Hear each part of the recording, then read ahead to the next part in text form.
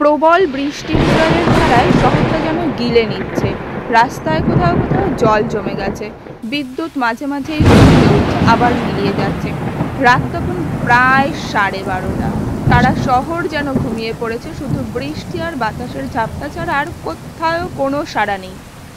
এই নিঃশব্দের মধ্যেই তাড়াহুড়ো করে বাড়ি ফিরছে রেনু। অফিস থেকে বেরোতে আজকে সত্যিই তার বড্ড লেট হয়ে গেছে। দেরি হয়ে যাওয়ার কারণেই কোনো গাড়ি সে পাচ্ছে না। সে আজকে তার ছাতাটা আনতেও ভুলে গেছে। অগত্যা সে পায়ে হেঁটেই বাড়ি যাওয়ার প্রস্তুতি নিচ্ছে। সে বাড়িতে একটা খবর জানানোর জন্য ফোনটা হাতে নিয়ে দেখলো তাতে কোনো চার্জ নেই। তো জলের মধ্যে পা টিপে টিপে হাঁটছে রেনু। রাস্তার আলোগুলো খুবই কম আলো দিচ্ছে, চারপাশ পুরো ফাঁকা, কোথাও কেউ নেই। একটা সময় পর হঠাৎ মনে হলো কেউ যেন তার পেছনে পেছনে হাঁটছে আর তাকে ডাকছে, রেনু, এই রেনু, একটু শোন না রে। সে পেছনে তাকালো।